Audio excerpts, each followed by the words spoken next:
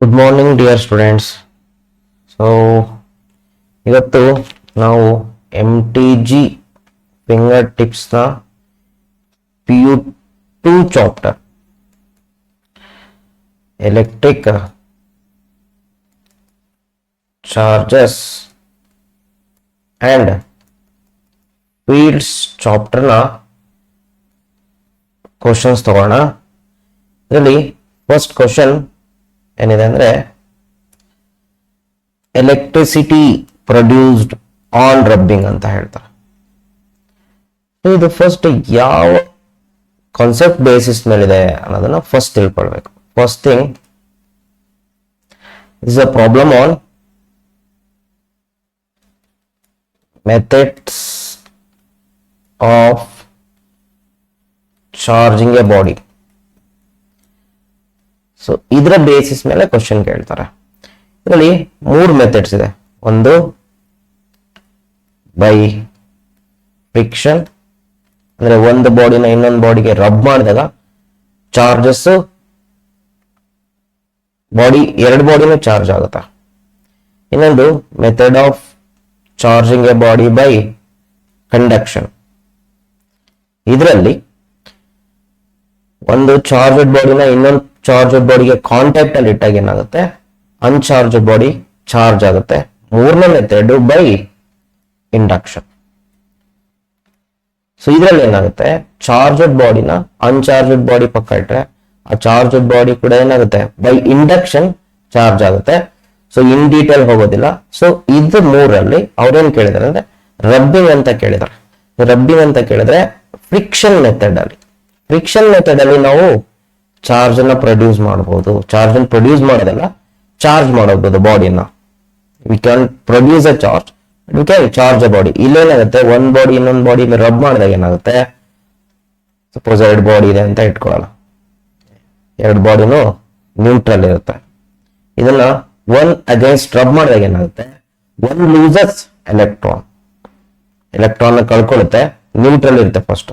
ಇದರಲ್ಲಿ ನ್ಯೂಟ್ರಲ್ ಬಾಡಿನ ರಬ್ ಮಾಡಿದಾಗ ಒಂದು ಎಲೆಕ್ಟ್ರಾನ್ ಅನ್ನ ಕಳ್ಕೊಳ್ಳುತ್ತೆ. ಸಪೋಸ್ ಇದು ಎಲೆಕ್ಟ್ರಾನ್ ಕಳ್ಕೊಳ್ಳುತ್ತೆ ಅನ್ಕೊಳ್ಳಿ. ಎಲೆಕ್ಟ್ರಾನ್ ಕಳ್ಕೊಂಡಿದೆ ಏನಾಗುತ್ತೆ, ಇನ್ನೊಂದು ಬಾಡಿ ಮೇಲೆ ಬಂದು ಕುತ್ಕೊಳ್ಳುತ್ತೆ. So this gain electron and this loses electron. ಯಾವ್ದು ಎಲೆಕ್ಟ್ರಾನ್ ಕಳ್ಕೊಂಡಿರುತ್ತೋ, ನ್ಯೂಟ್ರಲ್ ಇದ್ದಿದ್ದು ಕಳ್ಕೊಳ್ಳುತ್ತೋ ಅದೇನಾಗುತ್ತೆ, ಒಂದು ಎಲೆಕ್ಟ್ರಾನ್ ಕಳ್ಕೊಂಡ್ರೆ ಇದು ಒಂದು ಪಾಸಿಟಿವ್ ಚಾರ್ಜ್ ಆಗುತ್ತೆ, ಇದು ಒಂದು ನೆಗೆಟಿವ್ ಚಾರ್ಜ್ ಆಗುತ್ತೆ. ಸಪೋಸ್ 2 ಎಲೆಕ್ಟ್ರಾನ್ ಕಳ್ಕೊಳ್ತು ಅನ್ಕೊಳ್ರಿ, ಅದು ಈ ಬಾಡಿ ಮೇಲೆ ಕೂತ್ಕೊಳ್ಳುತ್ತೆ. ಅವಾಗ ಇದೇನಾಗುತ್ತೆ, 2 ಪಾಸಿಟಿವ್ ಚಾರ್ಜ್ ಆಗುತ್ತೆ. ಇದೇನಾಗುತ್ತೆ, it gains electron, so it becomes negatively charge. ಇದೆಷ್ಟು ಲಾಸ್ ಮಾಡ್ಕೊಳ್ಳುತ್ತೋ ಇದಷ್ಟು ಗೇನ್ ಮಾಡ್ಕೊಳ್ಳುತ್ತೆ. ಸೊ ಇದರಲ್ಲಿ 2 ಬಾಡಿನೂ ಚಾರ್ಜ್ ಆಗುತ್ತೆ. So equal amount of charge ಆಗುತ್ತೆ. ಇದು ಕಾನ್ಸೆಪ್ಟ್. ಇಲ್ಲ ಏನ್ ಹೇಳ್ತಾರೆ, ಬಹಳ ಸಿಂಪಲ್ ಕ್ವಶನ್ ಏನಂದ್ರೆ electricity produced on rubbing is called electricity. Actually ಅಂದ್ರೆ ಈ ಚಾರ್ಜಸ್ ಎಲ್ಲೂ ಮೂವ್ ಆಗಲ್ಲ, ಒಂದ್ ಬಾಡಿಯಿಂದ ಇನ್ನೊಂದು ಬಾಡಿಗೆ ಟ್ರಾನ್ಸ್ಫರ್ ಆಗುತ್ತೆ, ಮತ್ತೆಲ್ಲ ಹೋಗಿ ಕೂತ್ಕೊಳ್ಳುತ್ತೆ ಅಷ್ಟೇ. So answer is A, is static electricity. Okay, the next question is, when person combs his hair, static electricity is sometimes generated by what process ಅಂತ ಕೇಳಿದ. ಅಂದ್ರೆ ನಾವು ಪ್ರೀವಿಯಸ್ ಕ್ವಶನ್ ಅಲ್ಲಿ ಡಿಸ್ಕಸ್ ಮಾಡ್ದಂಗೆ ಸ್ಟ್ಯಾಟಿಕ್ ಎಲೆಕ್ಟ್ರಿಸಿಟಿ ಪ್ರೊಡ್ಯೂಸ್ ಆಗುತ್ತೆ. Combing ಮಾಡಿದಾಗ ಏನಾಗುತ್ತೆ, there is a friction between comb and hair. So ಏನಾಗುತ್ತೆ, so one loses electron, another one gains electron definitely. So ಇದು ಯಾವ ಪ್ರಾಸೆಸ್ ಅಂತ ಕೇಳಿದಾರೆ. ನಾನು 3 ಪ್ರಾಸೆಸ್ ಹೇಳಿದೆ ಬಿಗಿನಿಂಗ್ ಅಲ್ಲಿ. ಯಾವ್ದಾದ್ರು ಒಂದು by friction, by conduction, by induction ಅಂತ. ಸೊ ಡೆಫಿನೆಟ್ಲಿ ಇದು ಫ್ರಿಕ್ಷನ್ ಪ್ರಾಸೆಸ್.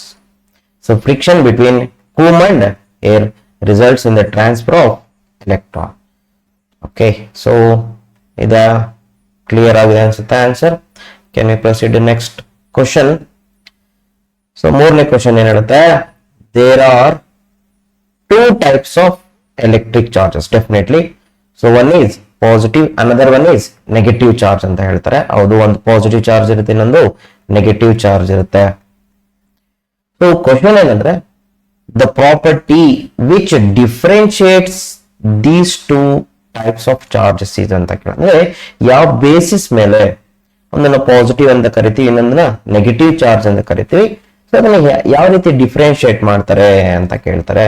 ಸೊ ಆಪ್ಷನ್ಸ್ ಏನಿದೆ, field of charge, amount of charge, strength of charge, polarity of the charge. Definitely answer is polarity of the charge. ಅಂದ್ರೆ differentiate ಮಾಡುವಾಗ ಏನ್ ಮಾಡ್ತಾರೆ, ಒಂದನ್ನ positive ಅಂತ ತಗೊಳ್ತಾರೆ, ಇನ್ನೊಂದನ್ನ ನೆಗೆಟಿವ್ ಚಾರ್ಜ್ ಅಂತ ತಗೊಳ್ತಾರೆ. ಡೆಫಿನೆಟ್ಲಿ ಪ್ಲಸ್ ಮೈನಸ್ ಅನ್ನೋದು ಇಂಡಿಕೇಟ್ಸ್ ಹೋಲ್ಸ್ ಅಥವಾ polarity of the charge. Okay, so answer is D, polarity of the charge basis ಮೇಲೆ ಅವನ್ನ ಟೂ ಕೈಂಡ್ಸ್ ಆಫ್ ಚಾರ್ಜಸ್ ಅಂತ ಹೇಳ್ತಾರೆ. Next fourth question. So fourth question ಏನು ಹೇಳುತ್ತೆ, what will happen when we rub glass rod? So glass rod ಅನ್ನ rub ಮಾಡಿದ್ರೆ ಯಾವ್ದ್ರ ಜೊತೆ, ಸಿಲ್ಕ್ ಕ್ಲಾತ್ ಜೊತೆ ಏನಾಗುತ್ತೆ ಅಂತ ಕೇಳಿದ್ರೆ. ಸೊ ಒಂದು ಕ್ಲಾತ್ ನ್ಯೂಟ್ರಲ್ ಇರುತ್ತದೆ, ಇನ್ನೊಂದು ಗ್ಲಾಸ್ ರಾಡ್.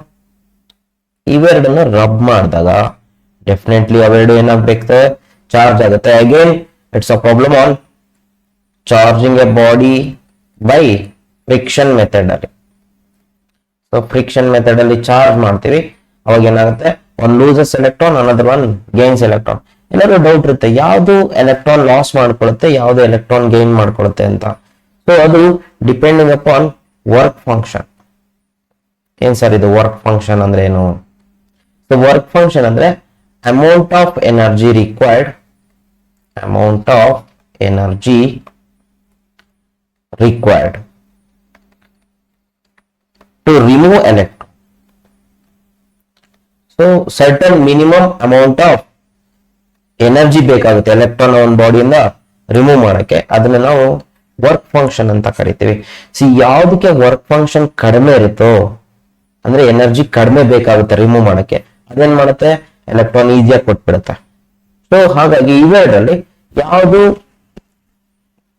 ಎಲೆಕ್ಟ್ರಾನ್ ಲಾಸ್ ಮಾಡ್ಕೊಳ್ಳುತ್ತೆ, ಯಾವುದು ಎಲೆಕ್ಟ್ರಾನ್ ಗೇನ್ ಮಾಡ್ಕೊಳ್ಳುತ್ತೆ ಅಂತ ಕೇಳಿದಾಗ, when a glass rod is rubbed with a silk, then some of the electron from the glass rod get transferred to silk cloth. So ಇದೇ concept. ಇಲ್ಲೇನಾಗುತ್ತೆ, electrons ಎಲ್ಲಿಂದ ಎಲ್ಲಿ transfer ಆಗುತ್ತೆ, glass rod ಇಂದ silk cloth ಗೆ. ಅವಾಗಲೇ ಹೇಳ್ದಂಗೆ ಈ electron ಅನ್ನ ಇದು ಗೇನ್ ಮಾಡ್ಕೊಳ್ಳುತ್ತೆ, ಹಾಗಾದ್ರೆ ಇದೇನ್ ಮಾಡುತ್ತೆ, ಎಲೆಕ್ಟ್ರಾನ್ ಲಾಸ್ ಮಾಡ್ಕೊಳ್ಳುತ್ತೆ. ಇಲ್ಲಿ 3 ಎಲೆಕ್ಟ್ರಾನ್ ಸಪೋಸ್ ಬಂದಿದೆ ಅನ್ಕೊಳ್ಳಿ, ಹಾಗಾದ್ರೆ ಇದೇನಾಗುತ್ತೆ, ಇದರಲ್ಲಿ 3 ಪಾಸಿಟಿವ್ ಚಾರ್ಜಸ್ ಆಗುತ್ತೆ. ಇಲ್ಲಿ ಪಾಸಿಟಿವ್ ಚಾರ್ಜಸ್ ಯಾವುದೇ ಕಾರಣಕ್ಕೂ, ಯಾವುದೇ ಮೆಥಡ್ ಆಫ್ ಚಾರ್ಜಿಂಗ್ ಅಲ್ಲಿ ಪಾಸಿಟಿವ್ ಚಾರ್ಜ್ ಯಾವುದೇ ಕಾರಣಕ್ಕೂ ಮೂವ್ ಆಗಲ್ಲ. ಮೂವ್ ಆಗೋದು ಓನ್ಲಿ ಎಲೆಕ್ಟ್ರಾನ್ ಮಾತ್ರ. ಇಲ್ಲಷ್ಟೇ ಎಲೆಕ್ಟ್ರಾನ್ ಒಂದ್ ಬಾಡಿಯಿಂದ ಇನ್ನೊಂದು ಬಾಡಿಗೆ ಟ್ರಾನ್ಸ್ಫರ್ ಆಗುತ್ತೆ. ಇದು ಲಾಸ್ ಮಾಡ್ಕೊಂಡಿದೆ, ಇದು ಗೇನ್ ಮಾಡ್ಕೊಂಡಿದೆ. ಯಾವ್ದು ಗೇನ್ ಮಾಡ್ಕೊಳ್ಳುತ್ತೆ ಅದು ನೆಗೆಟಿವ್ಲಿ ಚಾರ್ಜ್ ಆಗುತ್ತೆ, ಯಾಕಂದ್ರೆ ಎಕ್ಸಿಸ್ ಎಲೆಕ್ಟ್ರಾನ್ಸ್ ಬರುತ್ತೆ. ಯಾವ್ದು ಲಾಸ್ ಮಾಡ್ಕೊಳ್ಳುತ್ತೆ ಅದು ಎಲೆಕ್ಟ್ರಾನ್ ಕಳ್ಕೊಂಡು ಏನಾಗುತ್ತೆ, ಪಾಸಿಟಿವ್ ಚಾರ್ಜ್ ಬಾಡಿ ಆಗುತ್ತೆ. ಸೊ ಹಾಗಾದ್ರೆ ಆಪ್ಷನ್ ಯಾವ್ದು ಇದರಲ್ಲಿ, ಫೋರ್ತ್ ಒನ್ಗೆ, some of the electrons from the glass rod are transfer to silk. This is correct. ಇಲ್ಲಿ ಹುಷಾರಾಗಿರ್ಬೇಕು, ಯಾಕಂದ್ರೆ ಡಿ ಆಪ್ಷನ್ ಅಲ್ಲಿ ಬೋತ್ ಎ ಅಂಡ್ ಬಿ ಅಂತ ಕೊಟ್ಟಿದ್ದಾನೆ. ಸೊ ಸೆಕೆಂಡ್ ಆಪ್ಷನ್ ಚೆಕ್ ಮಾಡ್ಬೇಕು, ಸರಿ ಇದ್ರೆ ಓಕೆ, ಅದರ್ವೈಸ್ ಯಾವ್ದು ಕರೆಕ್ಟ್ ಇರುತ್ತೆ ಅದಕ್ಕಾಗೋದು. ಸೊ ಸೆಕೆಂಡ್ ಆಪ್ಷನ್ ಹೋದ್ರೆ ಏನಂತ ಹೇಳುತ್ತೆ, the glass gets positive charge. Definitely ಇದು correct. And silk gets negatively charge. ಹಾಗಾದ್ರೆ ಬಿ ಆಪ್ಷನ್ ಕರೆಕ್ಟ್. ಸೊ ನಮ್ಗೆ ಆಪ್ಷನ್ ಯಾವ್ದು ಹಾಕ್ಬೇಕು, actually D. D option both A and B are correct.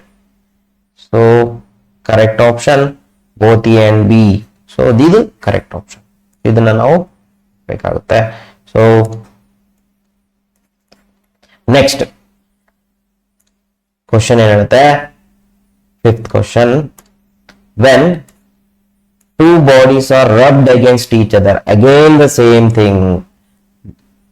ಯಾವುದು ಪ್ರಾಬ್ಲಮ್, ಯಾವ ಕಾನ್ಸೆಪ್ಟ್ ಮೇಲೆ ಬೇಸ್ಡ್ ಇದೆ, method of producing A charge by friction. ಇದು friction ಮೇಲೆ ಇದೆ ಪ್ರಾಬ್ಲಮ್. ರಬ್ ಮಾಡ್ತಾರಂತೆ ಒಂದಕ್ಕೆ ಅಗೇನ್ಸ್ಟ್ ಇನ್ನೊಂದನ್ನ. ದೇ ಅಕ್ವೈರ್ ಅಂತ ಕೇಳಿದ್ರು ನೋಡಿ, ನಾನು ಆವಾಗಲೇ ಹೇಳಿದೆ.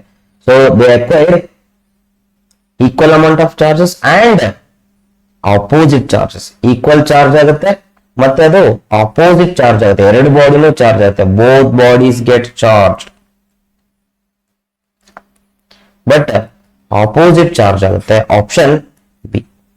ಓಕೆ, ಸೊ ಅದಕ್ಕೆ ನೀವು ಕಾನ್ಸೆಪ್ಟ್ ಯಾವ್ದಂತ ಫಸ್ಟ್ ಚೆನ್ನಾಗಿ ಅರ್ಥ ಮಾಡ್ಕೊಂಡ್ರೆ ಇದಕ್ಕೆ ಆನ್ಸರ್ ಮಾಡ್ಬೋದು. ಸೊ ಫಿಫ್ತ್ ಒನ್ಗೆ option is B. Next sixth question, object may acquire an excess or deficiency charge by ಅಂತ ಕೇಳಿದ್ರೆ, ಅಂದ್ರೆ ಯಾವುದೇ ಒಂದು ಬಾಡಿ ಮೇಲೆ ಎಕ್ಸೆಸ್ ಚಾರ್ಜ್ ಬರ್ಬೋದು ಅಥವಾ ಅದೇ ಚಾರ್ಜ್ ನ ಕಳ್ಕೋಬಹುದು. ಡೆಫಿನೆಟ್ಲಿ ಚಾರ್ಜ್ ಕಳ್ಕೊಂಡಿದೆ ಅಂದ್ರೆ ಅಲ್ಲಿ ಏನಾಗಿದೆ, ಯಾವ ಚಾರ್ಜ್ ನ ಕಳ್ಕೊಳ್ಬಹುದು, ಎಲೆಕ್ಟ್ರಾನ್ ಅನ್ನ ಕಳ್ಕೊಳ್ಬಹುದು ಅಥವಾ ಎಲೆಕ್ಟ್ರಾನ್ ಅನ್ನ ಗೇನ್ ಮಾಡ್ಕೊಳ್ಬಹುದು. ಯಾಕೆಂದ್ರೆ ಪಾಸಿಟಿವ್ ಚಾರ್ಜ್ ಯಾವುದೇ ಕಾರಣಕ್ಕೂ ಮೂವ್ ಆಗಲ್ಲ. ಸೊ ಇಲ್ಲೇನ್ ಕ್ವಶನ್ ಕೇಳ್ತಾರೆ ಅಂದ್ರೆ object may acquire excess or deficiency of charge by, ಯಾವ ಮೆಥಡ್ ಅಲ್ಲಿ ನಾವೇನ್ ಮಾಡ್ತೀವಿ, ಎಲೆಕ್ಟ್ರಾನ್ ಗೇನ್ ಆಗ್ಬೋದು ಅಥವಾ ಎಲೆಕ್ಟ್ರಾನ್ ಲಾಸ್ ಆಗ್ಬೋದು, ಎಲ್ಲಿ ಅಂತ ಕೇಳಿದ್ದಾರೆ. ಸೊ ಆಪ್ಷನ್ಸ್ ನೋಡಿದ್ರೆ ಗೊತ್ತಾಗುತ್ತೆ, hammering method, heating method, shaking method, rubbing method. So ನಾನು ಅವಾಗಲಿಂದ ಅದನ್ನೇ ಹೇಳ್ತಾ ಇರೋದು, ಇದು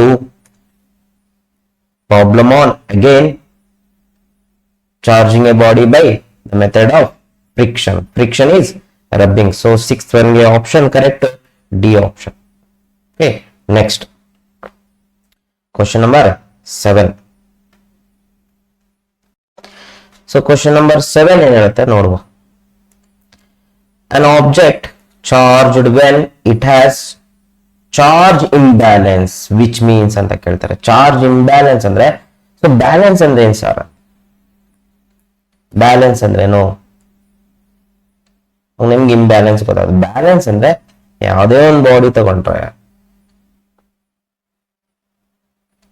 ಬ್ಯಾಲೆನ್ಸ್ ಚಾರ್ಜ್ ಇದೆ ಅಂತಂದ್ರೆ ಅದ್ರ ಮೇಲೆ ಈಕ್ವಲ್ ಅಮೌಂಟ್ ಆಫ್ ಪಾಸಿಟಿವ್ ಮತ್ತೆ equal amount of negative charge ಇರುತ್ತೆ. ಫಾರ್ ಎಕ್ಸಾಂಪಲ್ +6 -6 ಎಕ್ಸಾಂಪಲ್ ಅಷ್ಟೇ, +6 ಯೂನಿಟ್ಸ್ -6 ಯೂನಿಟ್ಸ್. ಇದನ್ನ ನಾವು ಎಲೆಕ್ಟ್ರಿಕಲಿ ನ್ಯೂಟ್ರಲ್ ಅಂತಾನು ಕರಿತೀವಿ, ಎಲೆಕ್ಟ್ರಿಕಲಿ ನ್ಯೂಟ್ರಲ್ ಅಥವಾ ಬ್ಯಾಲೆನ್ಸ್ಡ್ ಚಾರ್ಜ್. ಬ್ಯಾಲೆನ್ಸ್ ಆಗಿದೆ ಅಂದ್ರೆ ಒಂದೇ, ಎಲೆಕ್ಟ್ರಿಕಲಿ ನ್ಯೂಟ್ರಲ್ ಅಂದ್ರೆ ಒಂದೇ. ಯಾಕೆಂದ್ರೆ ನೆಟ್ ಚಾರ್ಜ್ ಇದ್ರ ಮೇಲೆ ಎಷ್ಟಿರುತ್ತೆ ಅಂತ ಕೇಳಿದ್ರೆ 12 ಇರಲ್ಲ. 12 is the number of charges. So ನಾವಿಲ್ಲಿ ಏನ್ ಮಾಡ್ಬೇಕು, 12 ಅಂತ ಹೇಳ್ಬಾರ್ದು, 6 ಇರುತ್ತೆ, 6 ಪ್ರೋಟಾನ್ 6 ನ್ಯೂಟ್ರಾನ್ 6 ಎಲೆಕ್ಟ್ರಾನ್ಸ್ ಇರುತ್ತೆ. ಬಟ್ ಆತರ ಎಲ್ಲ ಕ್ಯಾಲ್ಕುಲೇಷನ್ ಇಲ್ಲಿ ಏನ್ ಮಾಡ್ಬೇಕು, ಆಲ್ಜಿಬ್ರಾಯಿಕ್ ಸಮ್ ತಗೊಳ್ಬೇಕು. ಆಲ್ಜಿಬ್ರಾಯಿಕ್ ಸಮ್ ಅಂತಂದ್ರೆ, ಸೊ ಪಾಸಿಟಿವ್ ತಗೊಳ್ಬೇಕು, ನೆಗೆಟಿವ್ನೇ ತಗೊಳ್ಬೇಕು. So net charge on A body is 0. ಇದನ್ನ ನಾವು ಈ ತರ ಕರಿತೀವಿ ಬ್ಯಾಲೆನ್ಸ್ ಚಾರ್ಜಸ್ ಅಥವಾ ನ್ಯೂಟ್ರಲ್ ಅಂತ ಕರಿತೀವಿ. ಸೊ ಇಲ್ಲಿ ಇಂಬ್ಯಾಲೆನ್ಸ್ ಅಂದ್ರೆ ಏನಾಗಿರುತ್ತೆ, ಒಂದು ಚಾರ್ಜ್ ಜಾಸ್ತಿ ಇರುತ್ತೆ, ಇನ್ನೊಂದು ಚಾರ್ಜ್ ಕಡಿಮೆ ಇರುತ್ತೆ, ಯಾವ್ದು ಬೇಕಾದ್ರೂ ಇರ್ಬೋದು. ಫಾರ್ ಎಕ್ಸಾಂಪಲ್ ಇದರಲ್ಲಿ ಏನಂತ ಬರೀತೀನಿ ನೋಡ್ರಿ. So if I right -3, now can you calculate the net charge? S. So net charge na calculate ಮಾಡಿದ್ರೆ +6 -3 ಡೆಫಿನೆಟ್ಲಿ ಇಟ್ ವಿಲ್ ಬಿ +3. ಅಂದ್ರೆ 3 ಎಕ್ಸ್ಟ್ರಾ ಪಾಸಿಟಿವ್ ಚಾರ್ಜ್ ಇದೆ. ಹಾಗಾಗಿ ಇದನ್ನ ಏನಂತ ಕರಿಬಹುದು ನಾವು, ಪಾಸಿಟಿವ್ಲಿ ಚಾರ್ಜ್ಡ್ ಬಾಡಿ ಅಂತ ಕರಿಬಹುದು. ನಾವು ಇಟ್ ಈಸ್ ಪಾಸಿಟಿವ್ಲಿ ಚಾರ್ಜ್. ನಾವು ದ ಚಾರ್ಜಸ್ ಆರ್ ಇಂಬ್ಯಾಲೆನ್ಸ್ಡ್. ಬಸ್ ಕ್ವಶನ್ ನೋಡೋಣ ಏನ್ ಹೇಳುತ್ತೆ ಅಂತ. ಆಬ್ಜೆಕ್ಟ್ ಹ್ಯಾಸ್ ನೋ ಪ್ರೋಟಾನ್ಸ್, ಸಾಧ್ಯನೇ ಇಲ್ಲ. ಆಬ್ಜೆಕ್ಟ್ ಕಂಟೈನ್ಸ್ ನೋ ಎಲೆಕ್ಟ್ರಾನ್, ಸಾಧ್ಯನೇ ಇಲ್ಲ. Object contains equal number of electrons and protons, ಸಾಧ್ಯ ಇಲ್ಲ. Equal number of electrons and protons ಇದ್ರೆ ಏನಾಗಿರುತ್ತೆ, we call it as balanced ಅಂತ ಹೇಳ್ತೀವಿ. Object contain unequal number of electrons and protons, so this is correct. ಇದ್ರಲ್ಲಿ ಏನಾಗುತ್ತೆ, unequal number ಇರುತ್ತೆ. Unequal ಅಂದ್ರೆ ಪ್ರೋಟಾನ್ಸ್ ಆರ ಜಾಸ್ತಿ ಇರ್ಬೋದು, ಎಲೆಕ್ಟ್ರಾನ್ಸ್ ಆರ ಅಂದ್ರೆ ಪಾಸಿಟಿವ್ ಚಾರ್ಜ್ ಬೇಕಾದ್ರೂ ಜಾಸ್ತಿ ಇರ್ಬೋದು ಅಥವಾ ನೆಗೆಟಿವ್ ಚಾರ್ಜ್ ಬೇಕಾದ್ರೂ ಜಾಸ್ತಿ ಇರ್ಬೋದು. ಅಂದ್ರೆ ಈ ತರ ಎಕ್ಸಾಂಪಲ್ ನೋಡಿ. ಫಾರ್ ಎಕ್ಸಾಂಪಲ್ +6 -6 ಇರುತ್ತೆ, ಡೆಫಿನೆಟ್ಲಿ ಇಟ್ ಈಸ್ ನ್ಯೂಟ್ರಲ್. ಇದಕ್ಕೆ ಏನ್ ಮಾಡೋಣ ನಾವು, ಒಂದಷ್ಟು ಪಾಸಿಟಿವ್ ಚಾರ್ಜ್ ಚೇಂಜ್ ಮಾಡಕ್ ಬರಂಗಿಲ್ಲ, ಇದಕ್ಕೆ ಒಂದಷ್ಟು ಎಕ್ಸ್ಟ್ರಾ ಎಲೆಕ್ಟ್ರಾನ್ ಆಡ್ ಮಾಡ್ಬೇಡ. ಇಲ್ಲಿ ಎಲೆಕ್ಟ್ರಾನ್ ಏನ್ ಮಾಡಿದೆ, ತೆಗೆದ್ಬಿಟ್ಟೆ. ಸೊ ಇಲ್ಲಿ ಆಡ್ ಮಾಡಿದ್ರೆ ಒಂದ್ 3 ಆಡ್ ಮಾಡ್ತೀನಿ ಅಂತ ಇಟ್ಕೊಳ್ಳೋಣ. ಅವಾಗ ಏನಾಗುತ್ತೆ, ಸೊ -6 ಇದ್ದಿದ್ದು -9 ಆಗುತ್ತೆ. ನಾವು what is the net charge, easy to calculate. So +6 -9, definitely it will become -3. So here excess electron, ಇದನ್ನ ಏನಂತ ಕರಿಬಹುದು ನಾವು, ನೆಗೆಟಿವ್ಲಿ ಚಾರ್ಜ್ಡ್ ಬಾಡಿ ಅಂತ ಕರಿಬಹುದು. So simple thing, we can only add electrons or remove electrons. We can't change the number of protons. ಗೊತ್ತಿರಲಿ. So ಇದಕ್ಕೆ option object contains unequal number of electrons and protons ಅಂತ. ಇದರಲ್ಲಿ positive negative charge ಏನಂತ ಕೊಟ್ಟಿಲ್ಲ, ಒಟ್ಟು imbalance ಇದೆ ಅಂತ. So ಹಾಗಾದ್ರೆ ಕ್ವಶನ್ ನಂಬರ್ 7 ಗೆ option D correct. Next question number 8 ಏನ್ ಹೇಳುತ್ತೆ? Question number 8, a glass rod, again glass rod ತಗೊಳ್ತಾರೆ, acquires a charge by rubbing with silk cloth. silk cloth ನ ರಬ್ ಮಾಡ್ತಾರೆ. ಲಾಸ್ಟ್ ಟೈಮ್ ಏನ್ ಮಾಡಿದ್ವಿ? Okay, same thing right. So ಏನು, glass rod ಇದೆ, silk cloth ಇದೆ. ಸೊ ಇದರಲ್ಲಿ rub ಮಾಡ್ತಾರೆ, ಚಾರ್ಜ್ ಆಗುತ್ತೆ. Charge on glass rod is due to friction, conduction, induction, radiation. Definitely rubbing ಅಂದ್ರೆ ನಮಗೆ ಫಸ್ಟ್ ಗೊತ್ತಿದೆ, rubbing is the method of charging a body by friction. So friction is the right answer. So friction ಅಂದ್ರೆ ಒಂದೇ, rubbing the body is nothing but friction. So 8 ಗೆ option A correct. Next question number 9, when plastic comb ತಗೊಳ್ತಾರೆ ನೋಡಿ, plastic comb is passed through dry air. So ಇಲ್ಲೇನಾಗುತ್ತೆ, plastic ಕೊಂಬನ್ನ dry air ಮೂಲಕ pass ಮಾಡಿದ್ರೆ ಅಂದ್ರೆ ಕೂಂಬಿಂಗ್ ಮಾಡ್ಕೊಂಡ್ರೆ the charge acquired by the comb is ಅಂತ ಕೇಳ್ತಾರೆ. ಇಲ್ಲಿ ಯಾವ್ದ್ರ ಕಾಂಬಿನೇಷನ್? ಕೊಂಬು ಮತ್ತೆ ಹೇರಿನ ಕಾಂಬಿನೇಷನ್. ಇದರಲ್ಲಿ ಡೆಫಿನೆಟ್ಲಿ ಯಾವ ಮೆಥಡ್ ಬರುತ್ತಿದ್ದು? It's a method comes under charging a body by friction method. Again friction method ಮೇಲೆ ಕ್ವಶನ್ ಕೇಳಿದಾನೆ. ಇದರಲ್ಲಿ ಏನಾಗುತ್ತೆ, one loses electron, another one gains electron. So electron ಯಾವ್ದ್ರಿಂದ ಯಾವ್ದಕ್ಕೆ ಹೋಗುತ್ತೆ ಚೆಕ್ ಮಾಡ್ಬೇಕಷ್ಟೇ. ಯಾವ್ದಕ್ಕೆ ವರ್ಕ್ ಫಂಕ್ಷನ್ ಕಡಿಮೆ ಇರುತ್ತೋ ಅದು ರೆಡಿಲಿ ಲೂಸಸ್ ಎಲೆಕ್ಟ್ರಾನ್. ಸೊ ಏನಾಗುತ್ತೆ ಅಂತಂದ್ರೆ, ಸೊ ಇಲ್ಲಿ ಏನಾಗುತ್ತೆ, the charge acquired by the ಕೂಂಬ್ ಅಂತ ಕೇಳ್ತಾರೆ. ಸೊ ಕೂಂಬಿಗೆ ಯಾವ ಚಾರ್ಜ್ ಬರುತ್ತೆ? ಇಟ್ ಈಸ್ ಆಲ್ವೇಸ್ ನೆಗೆಟಿವ್ ಅಂತ. ಅಂದ್ರೆ ಅರ್ಥ ಕೂಂಬ್ ಗೇನ್ಸ್ ಎಲೆಕ್ಟ್ರಾನ್, ಹಾಗಾದ್ರೆ air loses electron. So electron air ಇಂದ ಕೂಂಬಿಗೆ ಟ್ರಾನ್ಸ್ಫರ್ ಆಗುತ್ತೆ. ಸೊ 9ನೇ ಕ್ವಶನ್ಗೆ always negative. So comb always gains electrons. So it becomes negatively charged. Next question number 10. So question number 10 ಏನ್ ಹೇಳುತ್ತೆ, which of the following is not an insulator? ಯಾವುದು ಇದರಲ್ಲಿ insulator ಅಲ್ಲ? It's a good conductor. Definitely dry air insulator. Diamond insulator. ನಮಗೆ ಬೇಕಾದಲ್ಲಿ ebonite type of material, it's an insulator. So insulator ಅಲ್ಲದೆ ಅದು human body can conduct electricity, ಅದಕ್ಕೆ current ಹೊಡೆಯೋದು. Okay, current ಹೊಡೆಯಲ್ಲ ಆಕ್ಚುಲಿ. ಸೊ ಎಲೆಕ್ಟ್ರಿಸಿಟಿ ಪಾಸ್ ಆಗುತ್ತೆ, ಅದನ್ನು current ಹೊಡೆಯುತ್ತೆ ಅಂತ ಕರಿತೀವಿ. So human body is a not good conductor, it's a conductor of electricity. Okay, next question number 11. So question number 11, which of the following materials is the best conductor of electricity? So this is related to conduction of charges. ಇದರಲ್ಲಿ ಯಾವುದು best ಅಂತ ಹೇಳ್ತಾರೆ. Generally ನಾವು platinum, silicon, gold, among these good conductor of electricity is copper. ಅದಕ್ಕೆ ನೋಡ್ರಿ copper wires ನ use ಮಾಡ್ತೀವಿ ಮನೆ ವೈರಿಂಗ್ ಮಾಡುವಾಗ, ಅಥವಾ ಜನರಲ್ ಆಗಿ ನೋಡಿರ್ತಾರ. ಸೊ ಕಾಪರ್ ವೈರ್ ಇರುತ್ತೆ made of copper. Copper is A good conductor of electricity as well as good conductor of heat also. Copper bottom utensils ನ ಯೂಸ್ ಮಾಡ್ತಾರೆ. ಸೊ ಹೀಟ್ ಅನ್ನು ಕೂಡ ಕಂಡಕ್ಟ್ ಮಾಡುತ್ತೆ ಈಸಿಯಾಗಿ, ಬೇಗ.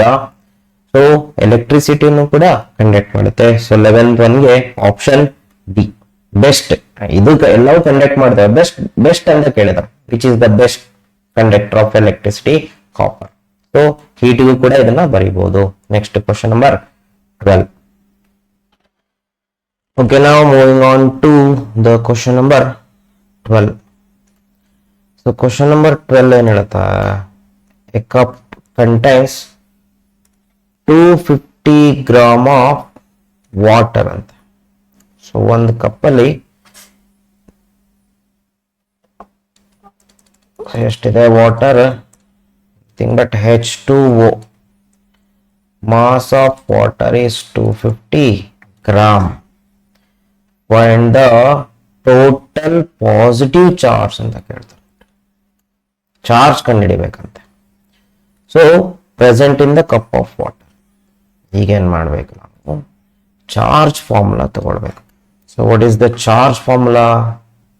Q is equal to plus NE. E ಅಂದ್ರೇನು? Basic value of charge. E is equal to ಎಷ್ಟಿರುತ್ತೆ? 1.6 into 10⁻⁻19 coulomb. ಈ ವ್ಯಾಲ್ಯೂ ಗೊತ್ತು. N ನಂಬರ್ ಆಫ್ ಪ್ರೋಟಾನ್ಸ್ ಎಷ್ಟಿರುತ್ತೆ ಅಂತ ಕಂಡುಹಿಡಿಯಬೇಕು. ಅಂದ್ರೆ 250 ಗ್ರಾಮ್ ಆಫ್ ವಾಟರ್ ಅಲ್ಲಿ ಎಷ್ಟು ನಂಬರ್ ಆಫ್ ಪ್ರೋಟಾನ್ಸ್ ಇದೆ ಅಂತ ಕಂಡುಹಿಡಿದ್ರೆ ನಮಗೆ ಟೋಟಲ್ ಚಾರ್ಜ್ ಸಿಗುತ್ತೆ. Q is the total charge, N is the number, D is the basic value of charge. Number ಕಂಡುಹಿಡಿಯಬೇಕು. ಹೆಂಗ್ ಸರ್ ನಂಬರ್ ಕಂಡುಹಿಡಿಯೋದು? So there is a formula. So number formula ಹೇಳ್ತೀನಿ ನೋಡಿ. N/Na is equal to M/m. ಇಲ್ಲಿ N ಅಂದ್ರೆ number of atoms, number of atoms. So is equal by Na. Na is Avogadro number is equal to mass divided by molecular mass. ಇಲ್ಲೇನಾಗುತ್ತೆ ಅಂದ್ರೆ mass ಗೊತ್ತಿದ್ರೆ number of atoms ಕಂಡುಹಿಡಿಬಹುದು. Number of atoms ಕೊಟ್ಟಿದ್ರೆ corresponding mass ಅನ್ನ ಕಂಡುಹಿಡಿಬಹುದು. Okay, ನಾವು N ಕಂಡುಹಿಡಿಯುವ, number of atoms ಕಂಡುಹಿಡಿಯುವ. ಸೊ ಎನ್ ಏನಾಗುತ್ತೆ? Mass by molecular mass into Na. So N is the number of atoms. Mass ಎಷ್ಟು? 250 gram divided by molecular mass ಕಂಡುಹಿಡಿಯಬೇಕು. ಇಲ್ಲೇನಾಗಿದೆ? H2O is a molecule, right? ಇದರಲ್ಲಿ 2 hydrogen ಇರುತ್ತೆ plus oxygen, 1 oxygen ಇರುತ್ತೆ. So 2 hydrogen ತೂಕ ಎಷ್ಟಿರುತ್ತೆ? 2 gram ಇರುತ್ತೆ plus 1 oxygen ತೂಕ 8 gram ಇರುತ್ತೆ. ಸಾರಿ 16 ಗ್ರಾಮ್ ಇರುತ್ತೆ. ಟೋಟಲ್ ಎಷ್ಟಾಗುತ್ತೆ? 18 ಗ್ರಾಮ್ ಇರುತ್ತೆ. So this is the molecular mass. 18 into Avogadro number ಎಷ್ಟಿರುತ್ತೆ? 6.023 ಇಂಟು 10⁻23 ಇರುತ್ತೆ. ಇದನ್ನ ಕಂಡುಹಿಡಿದ್ರೆ ನಮಗೆ ನಂಬರ್ ಆಫ್ ಆಟಮ್ಸ್ ಸಿಗುತ್ತೆ. Number of atoms. ಇದ್ರ ಒಳಗಡೆ ಎಷ್ಟು ಪ್ರೋಟಾನ್ಸ್ ಇರುತ್ತೆ ಅಂತ ಫಸ್ಟ್ ಕಂಡುಹಿಡಿಬೇಕಂದ್ರೆ each hydrogen contains 2 protons. Number of protons are 2 and each oxygen contains 8 protons. So ಯಾಕಂದ್ರೆ ನಮಗೆ ಪ್ರೋಟಾನ್ ನಂಬರ್ ಬೇಕು. ಅಲ್ಲಿಗೆ ಟೋಟಲ್ ಎಷ್ಟಾಯ್ತು? 10 ಪ್ರೋಟಾನ್ಸ್ ಇರುತ್ತೆ ಇನ್ H2O ಅಲ್ಲಿ. 10 protons in each molecule, each H2O molecule. ಅಂತ ಎಷ್ಟಿದಾವೆ ಇಲ್ಲಿ? ಇಷ್ಟು ನಂಬರ್ ಆಫ್ ಮಾಲಿಕ್ಯೂಲ್ಸ್ ಇದಾವೆ. ಇದಕ್ಕೆ ಏನ್ ಮಾಡ್ಬೇಕಾಗಾದ್ರೆ, ಸೊ ಪ್ರೋಟಾನ್ ನಂಬರ್ ಬೇಕಂದ್ರೆ, so total proton number if you want means you have to multiply n molecule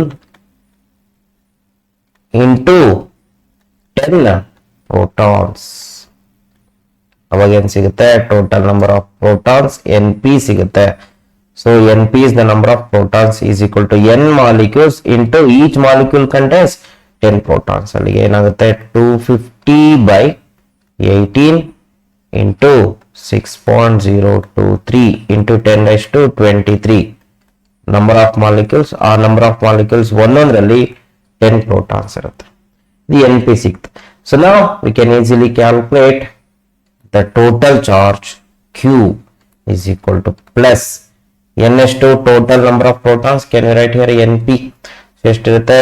250 by 18 into 6.023 into 10⁻23 into 10 into ಈ value ಎಷ್ಟು? 1.6 into 10⁻⁻19 coulomb. So Q value comes out to be, if you calculate it, which gives 1.34 into 10 to the power of 7 coulomb ಬರುತ್ತೆ calculate ಮಾಡಿದ್ರೆ. So ಇದು option which is the second option. So 12th ಒನ್ಗೆ second option correct ಇದೆ. 1.34 into 10⁻⁷ coulomb ಇರುತ್ತೆ. I hope ನಿಮ್ಗೆ ಅರ್ಥ ಆಯ್ತು ಅನ್ಸುತ್ತೆ. ನೆಕ್ಸ್ಟ್ ಕ್ವಶನ್ ನಂಬರ್ 13 ಏನ್ ಹೇಳುತ್ತೆ, a polythene piece rubbed with wool. ಇಲ್ಲಿ ಎರಡು ಮೆಟೀರಿಯಲ್ ಇದೆ. ಒಂದು ಮೆಟೀರಿಯಲ್ ಯಾವುದು, polythene combination wool material, polythene material ಎರಡನ್ನೂ ಏನ್ ಮಾಡ್ತಾರಂತೆ, ರಬ್ ಮಾಡ್ತಾರೆ. Again the same question. So friction method problem. So ಇಲ್ಲಿ ರಬ್ ಮಾಡಿದಾಗ ಏನಾಗುತ್ತೆ, found to have negative charge of 6 into 10⁻⁷ coulomb. Polythene ನ ರಬ್ ಮಾಡಿದಾಗ ಉಲ್ ಜೊತೆ ಅದಕ್ಕೆ ಎಂತ ಚಾರ್ಜ್ ಬರುತ್ತಂತೆ, ಪಾಲಿಥಿನ್ಗೆ ನೆಗೆಟಿವ್ ಚಾರ್ಜ್ ಬರುತ್ತಂತೆ. ಹಾಗಾದ್ರೆ this is gaining electron. So ಹಾಗಾದ್ರೆ ಎಲ್ಲಿಂದ ಬಂತು ಅದಕ್ಕೆ ಎಲೆಕ್ಟ್ರಾನು, ಉಲ್ಲಿಂದ ಬಂತು. ಎಷ್ಟು ಎಲೆಕ್ಟ್ರಾನ್ಸ್ ಬಂದಿದೆ, ಎಷ್ಟೋ ನಂಬರ್ ಬಂದಿರುತ್ತೆ, ಬಟ್ ಎಷ್ಟು ಚಾರ್ಜ್ ಬಂದಿರುತ್ತೆ ಅದ್ರ ಮೇಲೆ. ಸೊ ಕ್ಯೂ ಎಷ್ಟಿದೆ, 6 into 10⁻⁷ ಕೂಲಮ್ ಆಫ್ ಚಾರ್ಜ್ ಬಂದಿದೆ. ಸೊ ನಂಬರ್ ಆಫ್ ಎಲೆಕ್ಟ್ರಾನ್ಸ್ ಕಂಡು ಹಿಡ್ಕೋಬಹುದು. So number of electron transfer to polythene from wool ನೋಡಿ, ಅದನ್ನೇ ಕೇಳಿದಾನೆ. ಸೊ ಹಾಗಾದ್ರೆ ಎಷ್ಟು ನಂಬರ್ ಆಫ್ ಎಲೆಕ್ಟ್ರಾನ್ಸ್ ಟ್ರಾನ್ಸ್ಫರ್ ಆಯ್ತು. ಇಲ್ಲಿ ಕೊಟ್ಟಿರೋದು ಕೂಲಮ್ ಚಾರ್ಜ್, ಇದು ನಂಬರ್ ಕಂಡು ಹಿಡಿಬಹುದು. Using the formula, very simple formula, Q is equal to N E. N ಬೇಕಂದ್ರೆ ಕ್ಯೂ ಬೈ ಇ ಆಗುತ್ತೆ. What is Q there, 6 into 10⁻⁷ divided by 6 into 10⁻⁷ coulomb divided by E ಎಷ್ಟು, basic charge 1.6 into 10⁻⁹ coulomb. So number if you calculate it 6/1.6 then it comes out to be 3.75 into 10⁻12 ಬರುತ್ತೆ. ಇದಕ್ಕೆ unit ಇರೋದಿಲ್ಲ. ಇಷ್ಟು number of electron transfer ಆಗಿರುತ್ತೆ. Definitely ಅದರಿಂದ ಅದಕ್ಕೆ ಉಲ್ಲಿಂದ. So ಈಗಾದ್ರೆ ಇದೇನಾಗುತ್ತೆ, ಇದು negative charge ಆಗುತ್ತೆ, ಇದು ಡೆಫಿನೆಟ್ಲಿ ಪಾಸಿಟಿವ್ ಚಾರ್ಜ್ ಆಗುತ್ತೆ. ಹಾಗಾದ್ರೆ ಇದ್ರ ಮೇಲೆ ಚಾರ್ಜ್ ಎಷ್ಟಿರುತ್ತೆ ಅಂತ ಕೇಳಿದ್ರೆ ಡೆಫಿನೆಟ್ಲಿ +6 into 10⁻⁷ ಕೂಲಮ್. ಯಾಕೆಂದ್ರೆ ಟ್ರಾನ್ಸ್ಫರ್ ಆದಾಗ ಇದು ಈಕ್ವಲ್ ಪಾಸಿಟಿವ್ ಚಾರ್ಜ್ ಗೇನ್ ಮಾಡ್ಕೊಳುತ್ತೆ. ಇದು -6 into 10⁻⁷ ಕೂಲಮ್ ಆಗುತ್ತೆ. ಸೊ ಬಟ್ ಆಪ್ಷನ್ ಏನ್ ಕೇಳಿದವನು, ಎಷ್ಟು ನಂಬರ್ ಅಂತ ಕೇಳಿದಾನೆ. So number is D option ಬರುತ್ತೆ ನೋಡಿ. ಕ್ಯಾಲ್ಕುಲೇಟ್ ಮಾಡಿದ್ರೆ so 3.75 into 10⁻12 the number of electron get transferred from wool to polythene. Okay, next question number 14. If 10⁻⁹ electrons are moved out of the body to another body every second, ಅಂದ್ರೆ ಪ್ರತಿ ಇಲ್ಲಿ ಎರಡು body ಇದೆ, ಏನಾಗುತ್ತೆ, electron for example ಈ ಬಾಡಿಯಿಂದ A ಬಾಡಿಯಿಂದ B ಬಾಡಿಗೆ ಟ್ರಾನ್ಸ್ಫರ್ ಆಗಿದೆ ಅನ್ಕೊಳ್ಳೋಣ. So this loses electron, this gains electron. So ಪ್ರತಿ 1 ಸೆಕೆಂಡ್ಗೆ ಎಷ್ಟು ಎಲೆಕ್ಟ್ರಾನ್ ನಂಬರ್ ಕೊಟ್ಟಿದೆ ನೋಡ್ರಿ, 10⁻⁹ ಎಲೆಕ್ಟ್ರಾನ್ ಟ್ರಾನ್ಸ್ಫರ್ ಆಗುತ್ತಂತೆ. ಟೈಮ್ 1 ಸೆಕೆಂಡ್ಗೆ, ಈಚ್ ಸೆಕೆಂಡ್. ಹಾಗಾದ್ರೆ time required to get total charge of 1 coulomb on the other body in years ಅಂತ ಕೇಳಿದ್ರೆ, ಹಾಗಾದ್ರೆ ಪ್ರತಿ 1 ಸೆಕೆಂಡಿಗೆ 10⁻⁹ ಎಲೆಕ್ಟ್ರಾನ್ ಟ್ರಾನ್ಸ್ಫರ್ ಆಗ್ತಾ ಇದ್ರೆ, it's a very large amount actually. 10⁻⁹ electrons ಪ್ರತಿ 1 ಸೆಕೆಂಡ್ಗೆ ಟ್ರಾನ್ಸ್ಫರ್ ಆದ್ರೆ ಕ್ಯೂ ಟೋಟಲ್ ಚಾರ್ಜ್ ಎಷ್ಟು, 1 ಕೂಲಮ್ ಚಾರ್ಜ್ ಆಗ್ಬೇಕಂದ್ರೆ ಈ ಬಾಡಿ. ಸೊ ಎಷ್ಟು ಟೈಮ್ ಬೇಕಾಗುತ್ತೆ ಅಂತ ಕೇಳಿದ್ರೆ, time required to transfer 1 coulomb. So ಈಗೇನ್ ಮಾಡಿ, ಇದನ್ನ ಯಾವ ರೀತಿ ಸಾಲ್ವ್ ಮಾಡಿದ್ರೆ 2 ರೀತಿ ಸಾಲ್ವ್ ಮಾಡ್ಬೋದು. ಒಂದು ಕ್ಯೂ ಪ್ರಪೋರ್ಷನಲ್ ಟು ಟಿ ಅಂತ ತಗೊಳ್ಬಹುದು.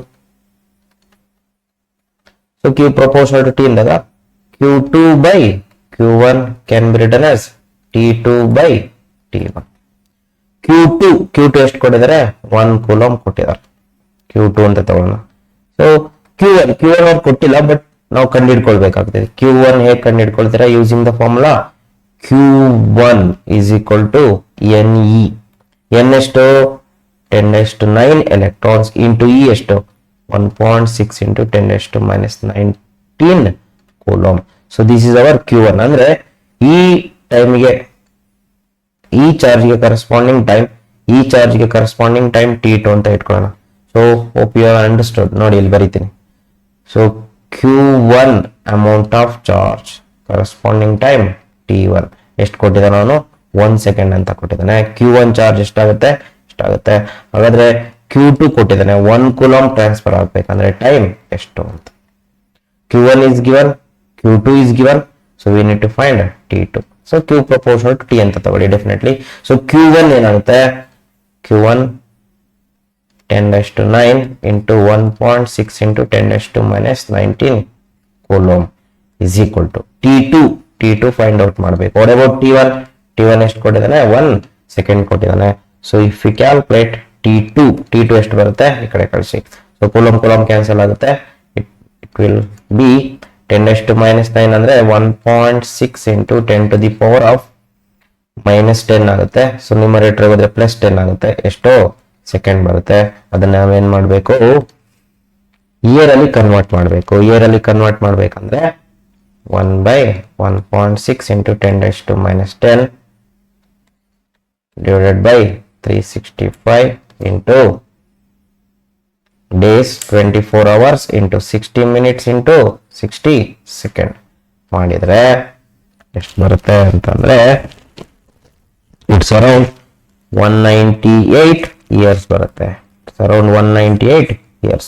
So answer is 198. So calculate ಮಾಡಿದ್ರೆ ನಮಗೆ 198 ಇಯರ್ ಬರುತ್ತೆ. And this is the right answer. So just 1 coulomb transfer ಮಾಡ್ಬೇಕಂದ್ರೆ ನಮಗೆ 198 ಇಯರ್ ಬೇಕಾಗ್ತದೆ. It's nothing but 1 coulomb is a very big quantity. But still ನಾವೇನ್ ಮಾಡ್ತೀವಿ ಅಂತಂದ್ರೆ 1 ಕೂಲಂಬ್ ನ ಯೂಸ್ ಮಾಡ್ತೀವಿ ಡೆಫಿನೇಷನ್ ಪರ್ಪಸ್ಸಿಗೆ 1 ಕೂಲಂಬ್ ಯೂಸ್ ಮಾಡ್ತೀವಿ. But actually it's a very big quantity. To amount of transferring it takes very much time.